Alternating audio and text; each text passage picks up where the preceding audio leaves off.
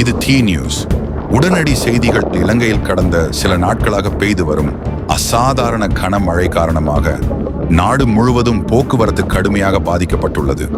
குறிப்பாக யாழ்ப்பாணத்தை கொழும்புடன் இணைக்கும் A9 பிரதான வீதி பல இடங்களில் ஏற்பட்ட நீர்மட்ட உயர்வு காரணமாக தற்காலிகமாக முழுமையாக மூடப்பட்டது.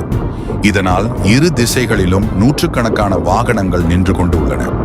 இதேபோல் மன்னாரிலிருந்து கொழும்பு நோக்கி செல்லும் A14 பிரதான வீதியும் தொடர்ந்து அதிகரிக்கும் மழை காரணமாக மூடப்படக்கூடிய அபாய நிலையில் இருப்பதாக சாலை அபாய மேலாண்மை மையம் எச்சரிக்கை வெளியிட்டுள்ளது.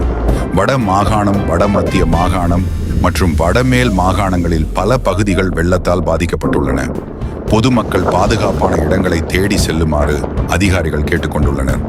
வானிலை திணைக்களம் அடுத்த 24 மணி நேரத்திலும் கடுமையான மழை தொடரும் என அறிவித்துள்ளது. தேவையில்லாத பயணங்களை தவிர்க்குமாறு பொதுமக்கள் எச்சரிக்கப்படுகின்றனர். மேலும் நொடிப்பொழுதே வரும் அப்டேட்டுகளுக்கு டி நியூஸை சப்ஸ்கிரைப் செய்யுங்கள்.